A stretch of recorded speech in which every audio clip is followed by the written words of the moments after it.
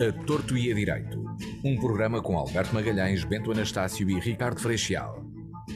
Realização de Luís Matias. Muito boa tarde, bem-vindos ao A Torto e a Direito, edição do dia 31 de maio.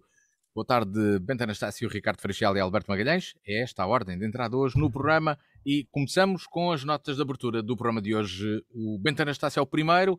Que destaque queres trazer para começar o programa deste dia 31 de maio? Boa tarde, Luís, boa tarde ao Ricardo e ao Alberto, a quem faz o favor e tem a paciência de nos escutar.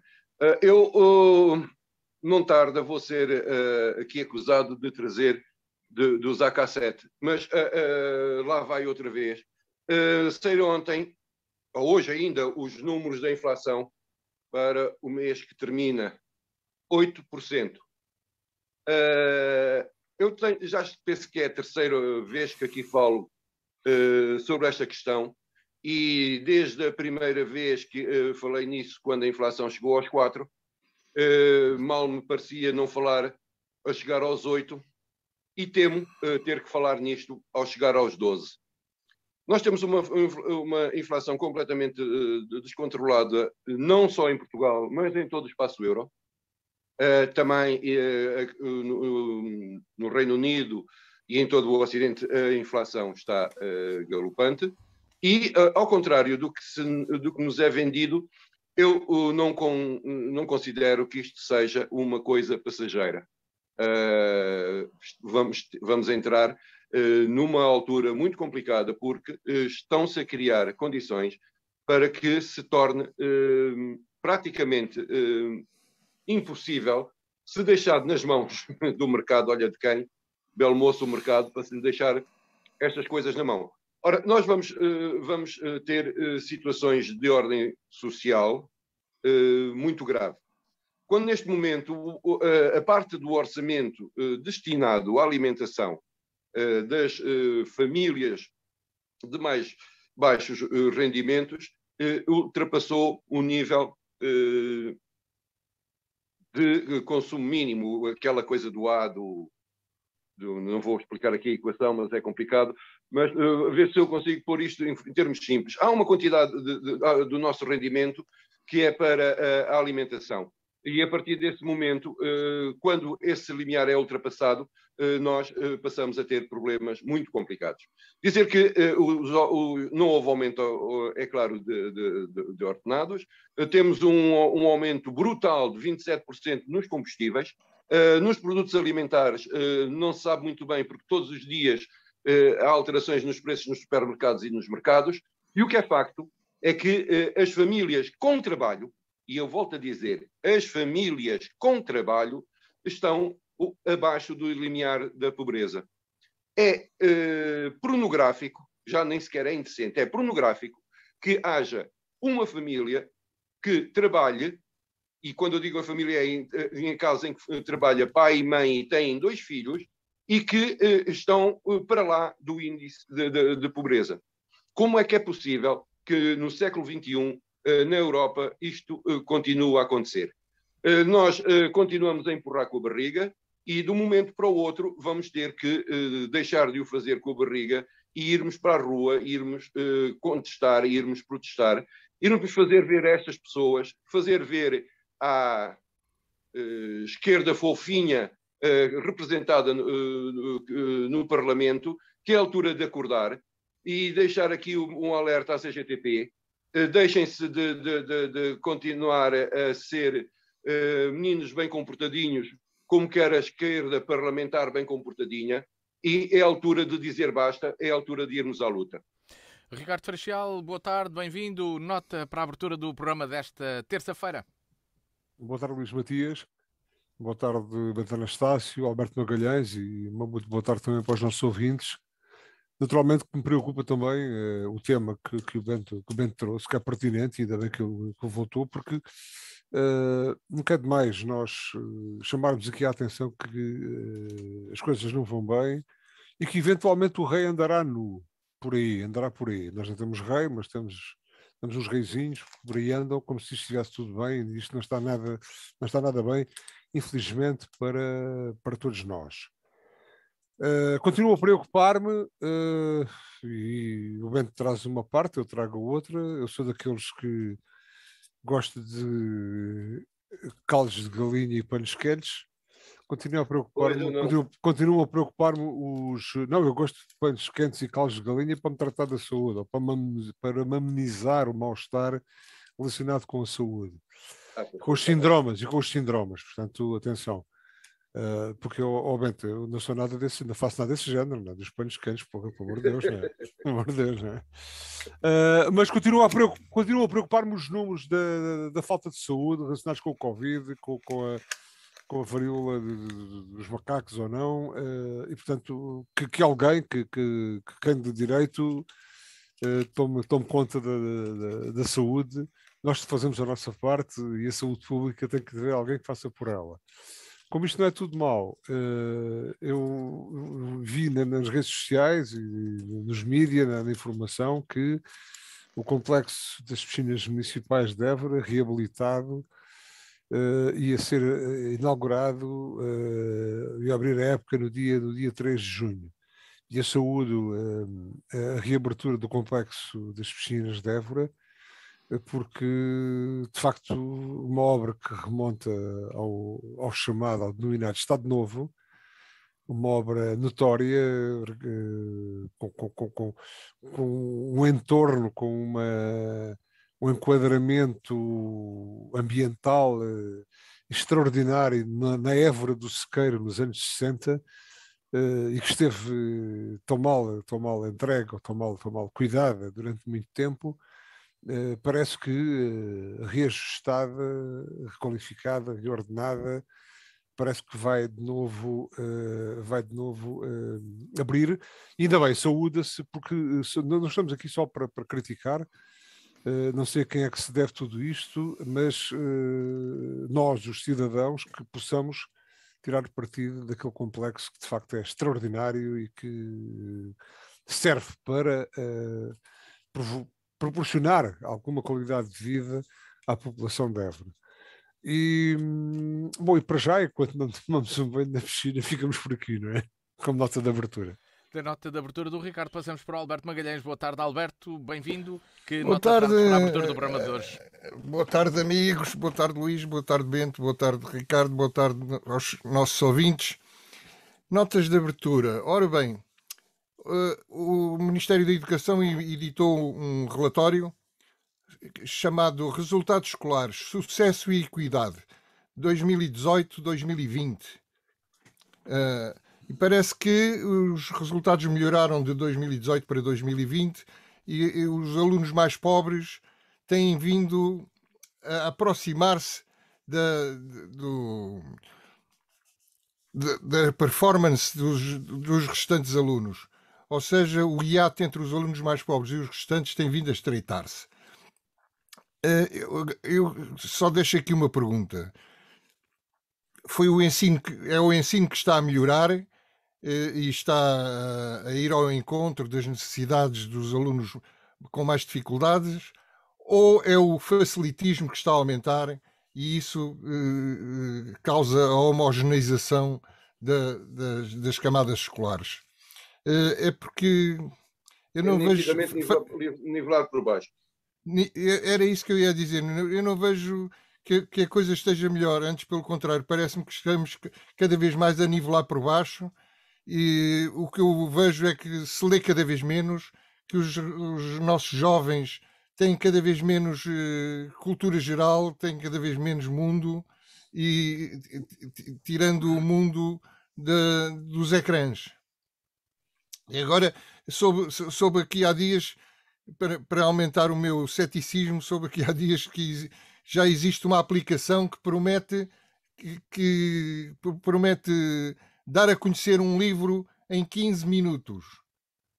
Ou seja, em vez de ler A Guerra e Paz, que é um grande calhamaço, claro, em 15 minutos ficamos a saber os personagens, o Príncipe André, o Peter, a Natasha, etc. O enredo, as batalhas, tudo. Ficamos a conhecer A Guerra e Paz em 15 minutos. E é este o estado da coisa. E o novo Ministro da Educação não me oferece a mínima confiança. tenho dito. Das notas de abertura de hoje, do Bento Anastácio, do Ricardo e do Alberto, vamos entrar na agenda. Vamos falar de política. Luís Montenegro é o novo presidente do PSD. Ora, a pergunta de partida é onde é que se vai posicionar o PSD? Os sociais-democratas, ora, já estiveram mais à direita durante o tempo da Troika, mais ao centro com o Rui Rio. Bento Anastácio, começo por ti. Que análise fazes à situação política atual, neste caso do maior partido da oposição, estas eleições, e qual poderá ser a opção e o caminho que os sociais-democratas farão ao longo de 4 anos de oposição ao governo liderado por António Costa?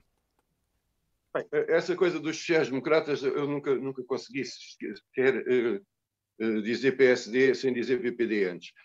Coisas do tempo, coisas da velhice e também coisas do posicionamento, porque o PSD nunca foi um partido social-democrata, nem sequer nos tempos de Francisco de Sá Carneiro, ou nos tempos da sua fundação. Apesar de um dia, se calhar, quando falarmos nisto com o tempo, eu terei o prazer de vos ler algumas partes do primeiro programa do PSD que tenho aqui no Alfarrábio, e então a gente poderá rir-se muito.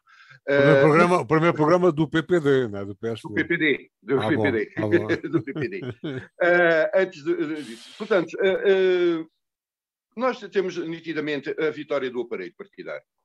Não tem nada que saber. O atual o presidente eleito tem o aparelho na mão, andou a fazer por isso, andou, seguindo a tradição do PPD, a fazer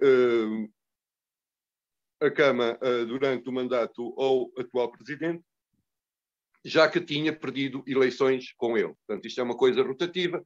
Nós já vimos isto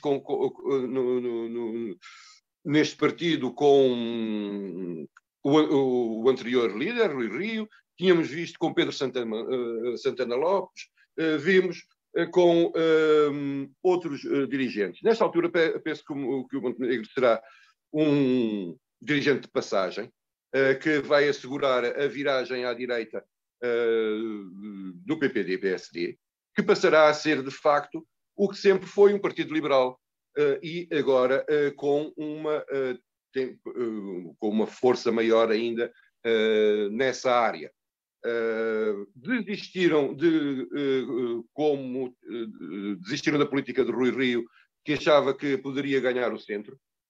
Acharam que a opção agora é, em vez de ganhar o centro, assegurar a direita e, sobretudo, o espaço que sempre foi tradicionalmente o espaço do PPD, a área liberal.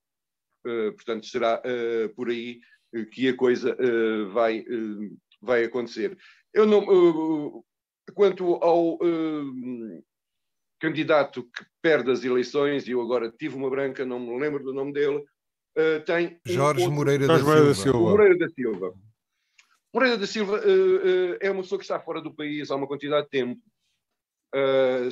Estava na OCDE, sossegadinho, em Paris, não estava a fazer nenhum mestrado, nem estava em casa de nenhum amigo, parece que estava mesmo lá a trabalhar ao do sério, e resolveu vir. É claro que eu louvo apenas e só a sua disponibilidade e a sua coragem para fazer um caminho, para iniciar um caminho que tem como uma marca completamente diferente. Não tem nada a ver com o que é tradicional no PPD-PSD, tem a ver com um outro caminho mais ligado à área ambiental, às mudanças tecnológicas, etc. E isso viu-se pela própria alteração ou à simbologia do PSD. Nós temos, as coisas valem do que valem, e não é impunemente que se muda a cor dominante de um partido. E o Moreira da Silva tinha como cor dominante e como cor do Partido Verde, ao contrário do tradicional laranja. O que já não é mau, Podia ter dado para outra cor pior, Pois, mas, portanto, tudo por aí, penso que não tinha nada a ver com isto.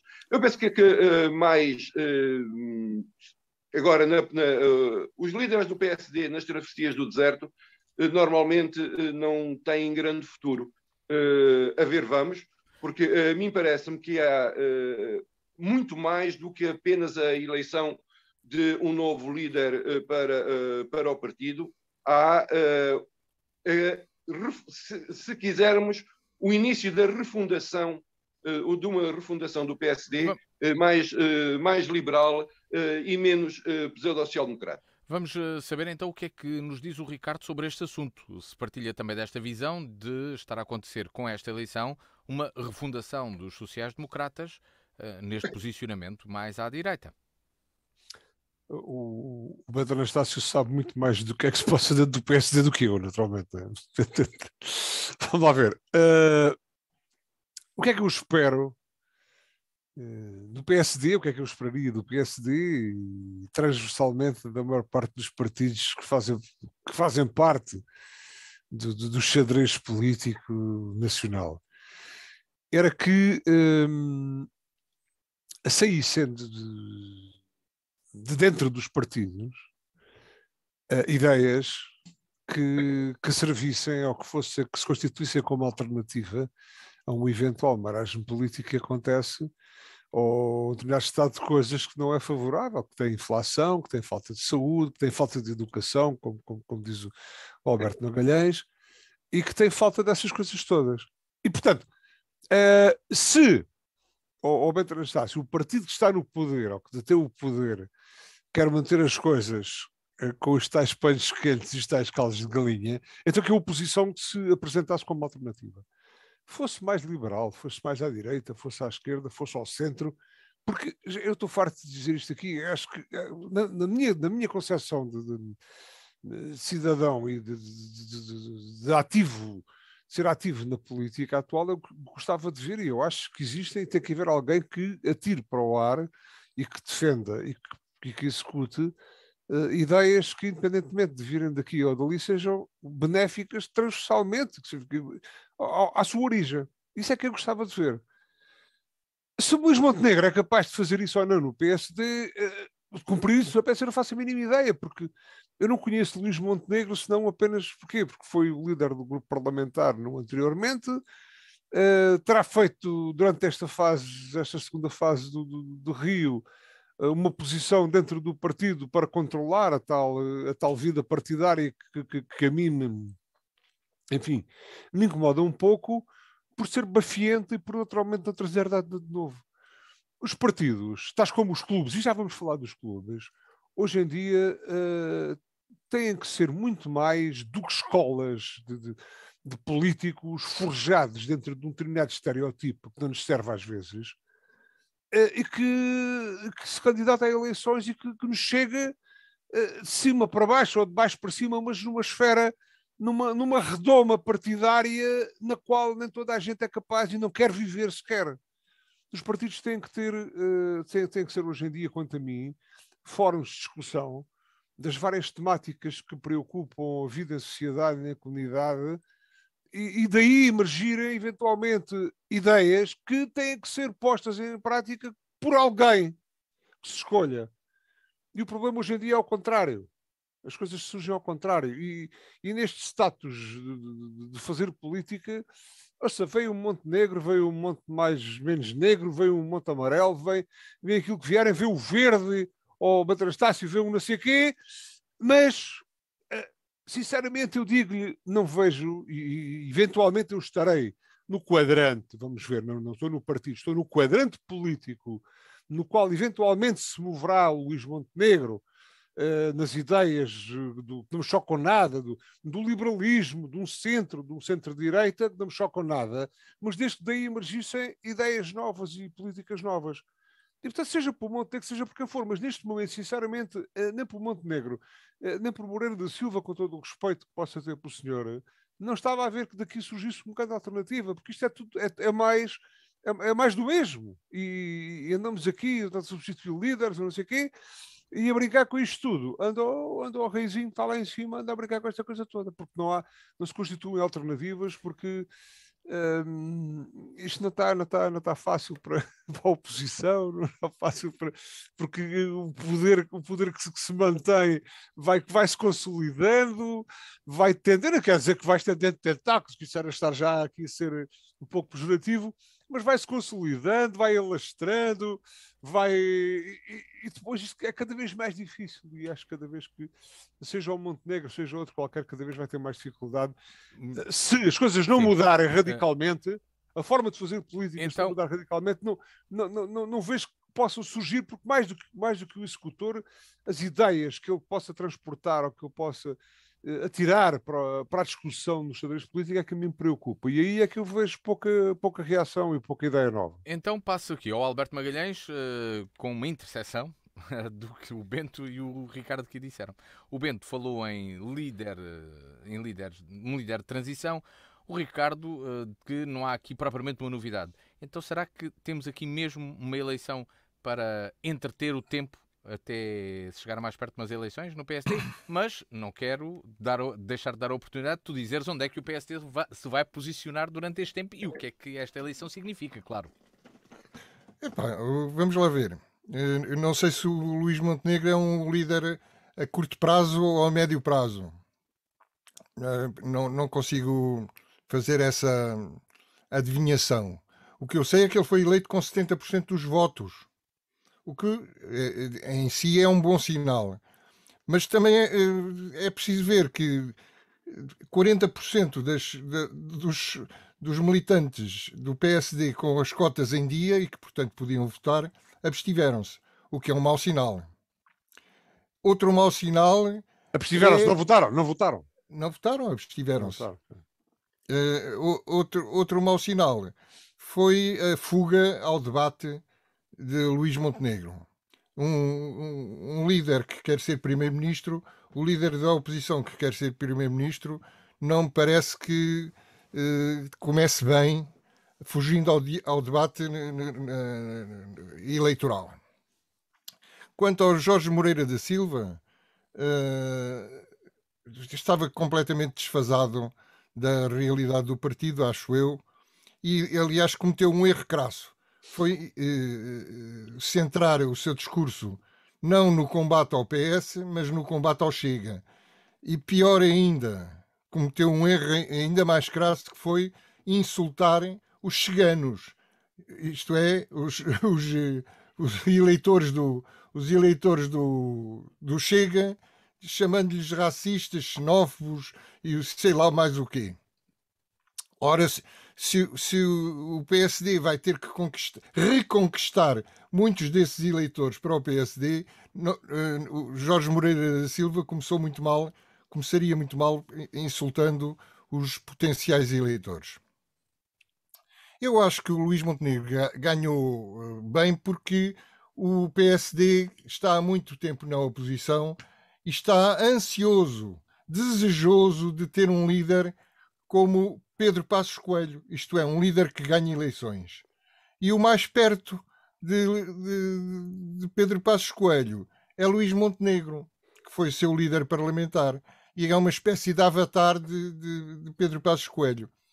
Só que Pedro Passos Coelho, o mito, é um mito entre os militantes do PSD. Já não é da mesma maneira, fora do PSD. E isto porquê? Porque o Pedro Passos Coelho teve coragem em aguentar o barco na situação de quase bancarrota, em não fugir.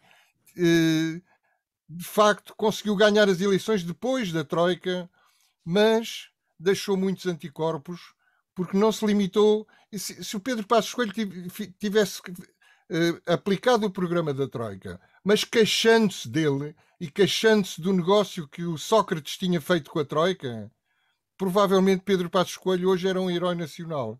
Mas Pedro Passos Coelho cometeu um erro dramático, crasso também, que foi dizer que queria ir além da Troika. Dedicou-se a aplicar o programa da Troika com um sorriso nos lábios. Eu diria até com um riso nos lábios. E isso deixou-lhe um ónus pesadíssimo junto dos funcionários públicos, dos reformados, dos pensionistas, etc. Portanto, neste momento, 70% dos votos dentro do PSD é um bom sinal, mas tenho a impressão que ser avatar de Pedro Passos Coelho fora do PSD não leva a lado nenhum. E, portanto, Luís Montenegro, se quer chegar a primeiro-ministro, vai ter um grande trabalho, não só de se afastar de Pedro Passos Coelho, ou melhor, conseguir reconquistar todos esses inimigos de Pedro Passos Coelho, que Pedro Passos Coelho foi criando ao querer ir além da Troika. E ficava por aqui. Penso que vai haver uma segunda volta. Uma segunda volta mais breve, tem de ser bastante mais curta, naturalmente. Bento Anastácio, com esta eleição, será que o espaço do centro vai ser ocupado por outro partido que não uma parte do PSD? Não parece que haja neste momento nenhum partido para disputar o centro. O centro está ocupado pelo Partido Socialista, assim como algumas áreas do centro-direita estão ocupadas pelo Partido Socialista.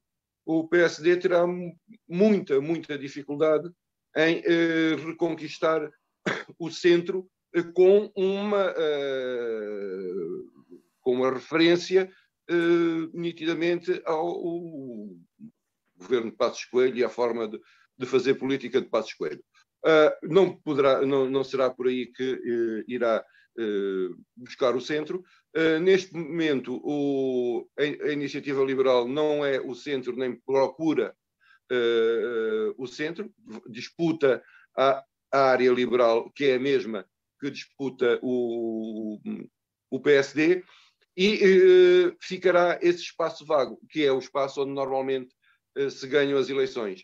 E a construção de um partido para esse espaço não me parece que seja viável em tempos que correm. Não foi viável com o PRD, portanto, que era... Não foi, mas ia sendo. Não foi, mas ia sendo. Sim, mas são fenómenos que duram, são epifenómenos. Portanto, assim como outros haverá por aí. Acontece que este espaço, o espaço do centro em Portugal, é um espaço complicado, porque se tornarmos tão complicado como o português médio, nós somos um povo um bocado complicado. Já os romanos achavam que a gente não se governava, nem nos deixávamos governar. Portanto, é a área que consiga satisfazer a gregos e a troianos não está fácil de ser encontrada. E sempre foi a área onde se moveu o PS e o PSD, e em função do vento, um pouco mais ao centro-direita, um pouco mais ao centro-esquerda. Neste momento, desculpa, só para terminar, só mesmo para concluir, neste momento o PSD irá certamente procurar a área da direita e a área liberal. Não me parece que neste momento seja até tacitamente correto entrar pela linha de tentar recuperar diretamente o eleitorado do Chega, porque a mistura com cheganos será o fim deste projeto. Ricardo Freixal, então o PSD vai deixar um espaço aberto ali no centro apenas para o Partido Socialista? Também vê isso assim? O PSD não deixa espaço aberto em lado nenhum no centro, nem nada disso. Eu estou completamente em desacordo com o Bento e acho que há cada vez mais espaço para que surjam novas ideias, novas formas de fazer política e eventualmente um novo partido. Agora, tem que ser um novo partido e não é a cheirar a bafiento como a Iniciativa Liberal. A Iniciativa Liberal é mais do mesmo. É ali um partidozinho que apareceu e tal ali fugazmente, mas que vai desaparecer. Quanto é que temos de abstenções nas eleições para o Parlamento? 46% ou 48%, não é? Não é? Então não há espaço. Esta gente, muita desta gente está farta e não se revê está farta do sistema, inclusivamente. Quer muitos deles estão mortos. Quer... não, estão mortos como? Não estão nada mortos. Espera lá. Não estão nada mortos. Espera lá. Pois não, mais. E depois... A abstenção técnica neste momento é irrelevante. Não, a abstenção é relevante. Não é nada. Eu acho que não é. Não, eu acho que não é. Olha, eu acho que não é, sabe porquê? Ricardo, só meio segundo, só para explicar uma coisa. Bento, eu acho que não é, sabe porquê? Porque estamos aqui 4. E 25%, eu, às vezes, sou desses, eventualmente, e graças a Deus não estou morto. Não, mas eu também. E nada. Portanto, e sou técnico também. Bom, portanto, eu acho que neste momento há muita, e já estou aqui a revelar um pouco dos meus segredos. Mas não é público. Neste momento há uma série de gente que não se revê neste sistema, nesta forma de fazer política e neste xadrez partidário. E alguns deles que são ativos vão, sabe-se lá, porque às vezes com um pão de língua por fora, e eu também, votar, sabe-se lá em quem? Para minimizar males. Eu também só voto político do lado de fora. E há outros, os tais que estavam a dizer, os ciganos, que muitos deles não se estão a rever no Chega, estão-se a rever em qualquer coisa que é diferente dos outros todos. E, portanto, eu acho que cada vez mais há espaço. Já digo isto, se rebobinarmos para trás os nossos programas, rebobinar para trás é um pleonasmo, não é? Mas se formos para trás aos nossos programas... também já não sabe o que é rebobinar. Eu estou farto... Muito menos o que é um pleonasmo. Nada. Eu estou farto de dizer isto. E acho que, agora, quem é que é? Não sei, não é o Passos Coelho, que isso é um déjà vu... Não é o Montenegro, não é esta gente. Tem que ser gente nova, com ideias novas, arejadas, que não estejam enfeudadas a pseudo-programas, nem a pseudo-políticas, e que vejam a política como ela deve ser, transversal à resolução de problemas e da sociedade e da comunidade, com participação, e não sempre com a mesma gente. Viramos para o lado, são os mesmos, viramos para o outro, são os mesmos, uns são eleitos uma vez, outros são outra. Isto chateia, isto não dá pica nenhuma. Alberto, há espaço então, diz o Ricardo que há espaço... Só uma coisinha. Há bocado quando disse abstenção técnica, eu estava a falar nos eleitores fantasmas, que estão tecnicamente são quase a desaparecer. Não é? Fica hoje a abstenção é mais real do que era há uns anos atrás. Alberto Magalhães, então também achas que há aqui espaço para surgirem outras forças políticas, pelo facto do PSD, pelos vistos, não estar a fazer assim uma regeneração do próprio partido? Eu não penso isso. Penso que surgiram agora, há pouco tempo, 2 formações políticas na direita. Não estou a ver que surja mais alguma nos tempos mais próximos. Posso estar enganado e o Ricardo ter razão, mas eu não estou a ver razão para isso. O centro, neste momento, como diz o Bento, está nas mãos do PS. A luta de Rui Rio pelo centro foi completamente inglória. E, portanto, o Luís Montenegro vai ter que encontrar modo de fazer a quadratura do círculo. O que é que quer dizer com isto? Ele tem que ir buscar votos aos partidos que cresceram à sua direita, ou seja, ao Chega e à Iniciativa Liberal, mas sobretudo ao Chega, que foi aquele que cresceu mais. E ao mesmo tempo tem que conquistar votos ao centro, ao PS. E isto é quase a quadratura do círculo. Como é que vai agradar aos cheganos e aos centristas ao mesmo tempo? Não é? Portanto, a tarefa do Luís Montenegro parece quase impossível. Não é? E o Partido Socialista e o António Costa parecem ter o futuro assegurado, tanto quanto é dado verem. Além disso, o PS vai ajudando, fazendo o quê? Fazendo com que quem tente aflorar a hipótese de algum dia negociar com o Chega é logo apelidado de bandido, racista, xenófobo, etc., fascista, e nada menos que isso. O que quer dizer que muito dificilmente poderia o Luís Montenegro substituir o esvaziamento do Chega pelo negócio com o Chega. Portanto, esvaziar o Chega e ao mesmo tempo roubar o centro ao PS é uma espécie de trabalhos de Hércules de Luís Montenegro e que é muito difícil. Não sei se ele vai conseguir, até porque não me parece que Luís Montenegro tenha estaleca para isso. Verdade seja dita que Jorge Moreira da Silva ainda me parecia com menos estaleca para fazer uma coisa dessas. Portanto, auguro um futuro complicado ao PSD. E não me parece que...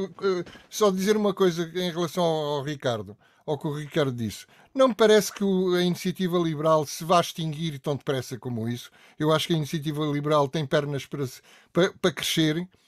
E o Chega, não sei se tem pernas para crescer. Penso que já terá atingido mais ou menos o seu limite. Mas não faço ideia. Porque, como o Ricardo diz, há muitos abstencionistas. E não sei quem é que os vai conseguir trazer outra vez para a decisão política. Das eleições no PSD e da escolha de Luís Montenegro como novo presidente do partido, partimos para outro tema. Neste caso, o futebol.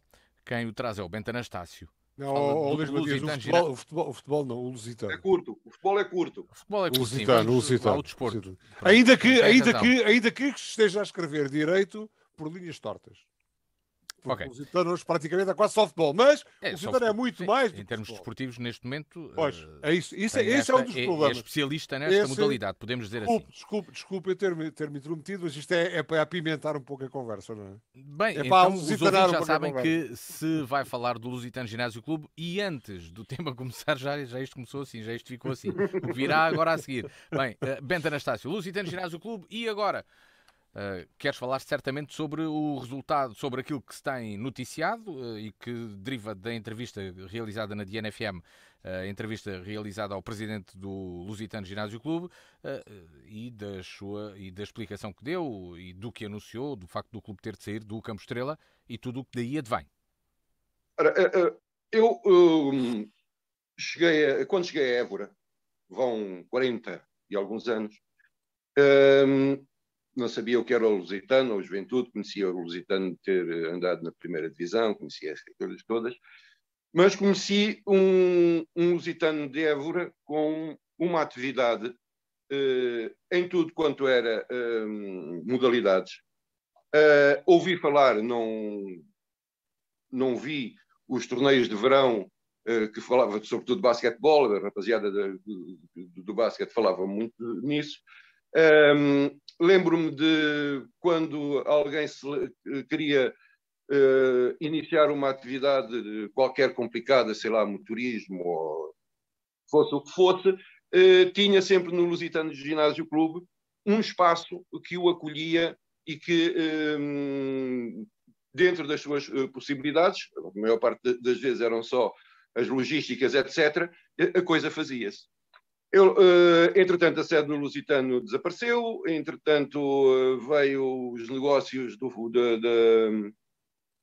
da bola e do imobiliário e das construções, e faz-me sempre lembrar uma introdução de um livro de um senhor que, além de polícia, foi presidente da Câmara, que dizia que em Portugal não era dado a construtores apenas patos bravos.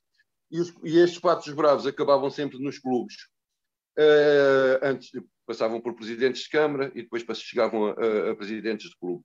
O que me preocupa é que uma instituição como o Lusitano e o Ginásio Clube, primeiro, numa decisão completamente essencial para o clube, tenha uma Assembleia Geral com 60 sócios. Carraio! Então os sócios do Lusitano e Ginásio Clube estão-se nas tintas para o seu clube. São abstencionistas técnicos. Não, se calhar, mas deve haver mais de 60 vivos. Acho eu, penso, nem que seja. E então, o que vai acontecer é que vão ter que sair das atuais instalações, vão deixar de ter uma sede social na cidade onde que os seus sócios, os seus simpatizantes, etc., possam estar juntos e aí continuarem a fazer a história do seu clube, e não vai desaparecer. E com isto, um problema que para mim é gravíssimo. O Lusitano tinha e dizer que eu não sou adepto do Lusitano. Pronto, mas o Lusitano tinha, o ano passado, 400 atletas inscritos, sendo que a maior parte são na formação. Então, e estes jovens e estas crianças, o que lhes vai acontecer? Não cabem, e disse já bem o presidente do Lusitano, naquele espaço. Não têm, neste momento, infraestruturas para receber estes atletas. Então, o que vai acontecer? Não são 20 ou 30 miúdos que andam ali aos pontapés da bola. São 400 jovens. Para uma cidade como a nossa, para um distrito como o nosso, com o envelhecimento de população que tem, é gente a dar com pau. E isso deixa-me muito, muito, muito preocupado. Depois vem o presidente do Lusitano dizer que o Lusitano está nas mãos da Câmara. Caralho! Então um clube com a dimensão e com a história do Lusitano está nas mãos da Câmara. Está nas mãos da Câmara? Não. Nunca poderá estar nas mãos da Câmara. O Lusitano terá que estar sempre, ou como qualquer grande instituição deste país, na mão dos seus associados. Não é da Câmara Municipal. A Câmara Municipal tem 2 milhões de euros orçamentados para apoios a renovações de estruturas, etc. Mas não são para o Lusitano e o Ginásio Clube, nem para o Juventude Sport Clube, são para todas as associações e clubes deste concelho. Portanto, ele deixa-me muito preocupado ver que uma instituição como o Lusitano, neste caminho, que não deixa nem nada, nem muito, nem pouco sossegado. Apesar, podem dizer, mas o que é que tens a ver com isso? Porque eu penso que o Lusitano é mais do que apenas os seus sócios e, se calhar, é mais do que a própria cidade, o que me deixa, de facto, preocupado. Ricardo Freixal, o Bento fez aqui o lançamento do tema que o preocupa, que trouxe, e de uma situação que o preocupa. Que comentário faz este avanço ou este desenrolar de uma situação que até há pouco tempo era um nó, que não tinha previsão de se desatar de qualquer forma, mas que, como qualquer problema que existe, mais cedo ou mais tarde acaba por ser resolvido. Num caminho ou noutro, mas acaba por deixar de existir o problema.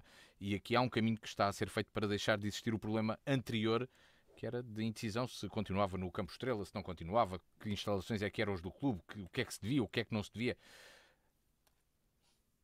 E agora? Bom, eu cheguei a Évora mais cedo que o Bento. Eu sou de Évora. Eu também sou de Évora. Nasci e cresci a ouvir falar do Lusitano de Évora. Comecei a dar pontapés na bola no Campo Estrela no Lusitano de Évora. Comecei a ser sócio muito cedo do Lusitano de Évora e continuo a ser sócio do Lusitano de Évora.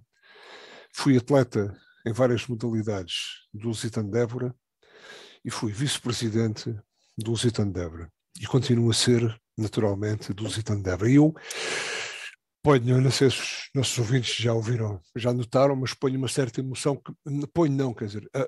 tolhe-me no abordar desta situação uma emoção que pode condicionar de alguma forma a abordagem desta questão. E o problema do Lusitano de Évora, infelizmente, não está agora no ter que sair do Campo Estrela. Eu ainda há 15 dias estava num senhor antiquário, meu amigo, meu parafamiliar, com uma série de cautelas de títulos de 100 escudos de lusitanistas, e não só lusitanistas, anónimos, cidadãos de Évora, que se cotizaram para a construção e para o melhoramento nos anos 40, 50 do Campo Estrela do Lusitano de Évora. Era muito dinheiro. E, portanto, tudo isto é história. Nós não podemos aliar o clube da história. Toda esta história foi dilapidada por gente vária, por razões várias, e o Lusitano de Évora, neste momento, não tem a sua sede dentro da cidade, sede na qual aconteciam muito mais coisas, onde aconteciam todas as secções do futebol, do motorismo, do voleibol, do handball, do basquetebol, e onde aconteciam os tais torneios de verão que o Bento Anastácio dizia, e onde as pessoas de Évora viviam juntamente com o Lusitano. O Lusitano fazia parte do dia-a-dia da cidade. E os clubes em Évora existiam, nessa altura, eventualmente mais clubes vividos de uma forma mais intensa em volta das várias modalidades do que existem hoje, somando todas as modalidades que existem hoje na cidade. E, portanto, não é verdade que temos que condicionar aqui o número de clubes, não. A vida social e a vida desportiva e cultural da cidade e do distrito e do país enriquece com a riqueza desportiva também. E, portanto, há lugar para o Lusitano e há lugar para todas as outras entidades e coletividades que o fazem, que podem contribuir para enriquecer. Entretanto, e esta tem que ser a forma, à qual temos que voltar. Os clubes não são só quintinhas do futebol ou disto ou daquilo. Os clubes têm que ser fóruns de vida em comunidade, onde se pratica desporto, onde se ajuda a praticar desporto, onde se faz cultura, onde se escuta cultura e onde as pessoas têm que estar, às vezes só por estar, não só porque vão à procura do resultado esportivo, onde têm que estar. E o Lusitano foi construído assim, com a ginástica, com o rugby, com tudo, foi construído assim. Infelizmente, os tempos e algumas pessoas, e atenção, eu tenho todo o respeito, porque eu fiz questão de dizer o que é que tinha sido, o que é que tinha feito no Lusitano, porque fiz com muito respeito e tenho respeito por todos aqueles que dedicam ou que tiram um pouco da sua causa e da sua vida particular de uma forma nobre para dar ao Lusitano. E a todas as coletividades e a todos os clubes. E a todas as instituições culturais de caráter social, de solidário, enfim, tudo isso. Agora, o que não tenho respeito nenhum é por aqueles que aproveitam essas instituições para se projetarem e para eventualmente dilapidarem em proveito próprio. Não sei se foi o que se passou, se não, mas o negócio que tirou e que tira o Lusitano do Campo Estrela, não neste momento, mas anteriormente, há não sei quantos anos atrás, e das SADs e tudo isso, cheira muito mal. Bom, mas neste momento, Luís Matias, mas neste momento, para concluir, Ricardo, para concluir, queria passar ao Alberto, então. Não, para concluir, não é para concluir, é para começar.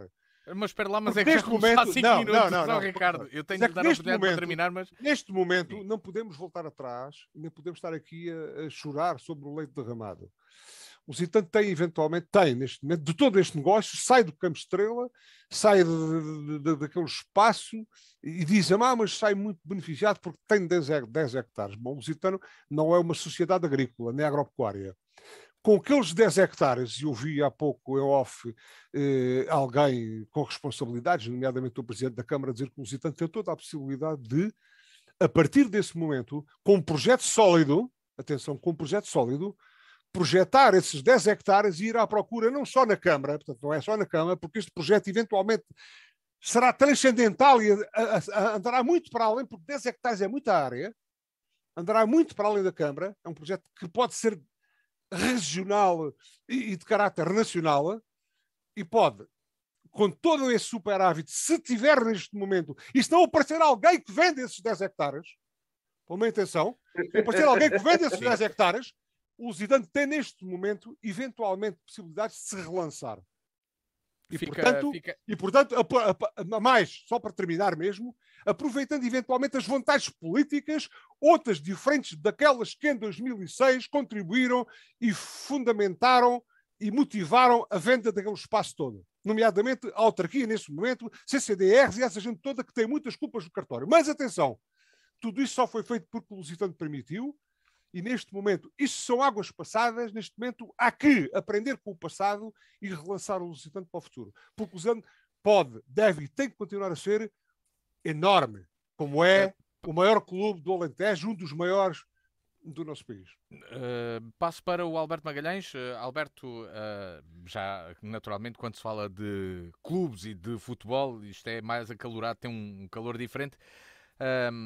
Que comentário fazes àquilo que o Bento aqui trouxe, este tema, e o que é que achas que pode ser, ou pode ser um caminho, ou esta relação também entre o poder político e o desporto? Eu não sou do Lusitano, nunca fui, e nem sou de Évora. Sou um aborígene adotado por adoção. A expressão é tua, não é minha. Exatamente. De maneira que não penses que me vou acalorar. Não, vou manter eu sei a que sobre este racionalidade. assunto não é coisa que... Sobre este assunto, eu estou pouco informado, não é? Eu sei que houve muita coisa que se passou e que desagua agora nesta conclusão do Lusitano ter que abandonar o Campo Estrela e de ser mandado para a periferia da cidade. Mas até chegar aqui houve uma longa história com muitas peripécias que eu não segui ao longe e não consigo reproduzir nem sequer analisar ao pormenor. Devo dizer que eu racionalmente sempre fui, desde que cheguei a Évora, sempre fui pela fusão dos dois clubes. Jamais. Dos 4 ou todos, não? Ou todos. Ficava só um. Para o futebol profissional, claro. Não. Eu estou a falar, Ricardo já falou muito, falou mais que o tempo que lhe estava atribuído. Enquanto pôde, exatamente. Eu, racionalmente, sempre fui pela fusão dos clubes a nível do futebol profissional, não a nível das outras modalidades, ou do futebol amador e disso tudo. Agora, quando o Ricardo diz que o Lusitano é um grande clube, peço desculpa, grande clube é o Benfica. O grande clube é o Futebol Clube do Porto. O grande clube é o Sporting. O Lusitano, grande clube, é um exagero de Éborense. Parece-me um exagero de Éborense. Parece-me pouco racional dizer que o Lusitano é um grande clube. Devo dizer também. Eu não quero, Alberto Magalhães, não quero dizer que o Alberto Magalhães está com espírito. Você não quer deixar-me falar. Você não quer deixar-me falar mais uma vez. Isso é o que você não quer. Vamos lá, Alberto.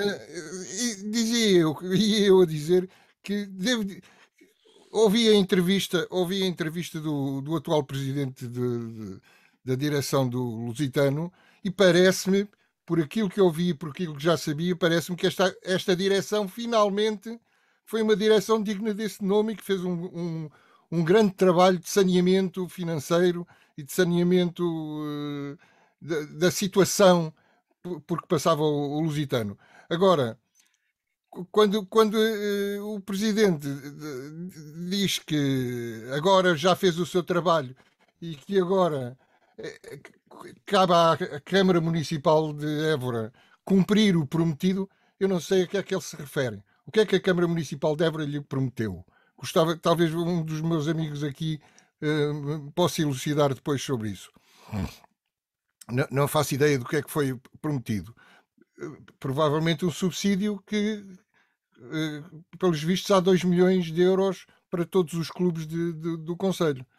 Não sei se isso chegará. Mas aí eu concordo com o Ricardo. Isto não é um caso para a Câmara Municipal só subsidiar.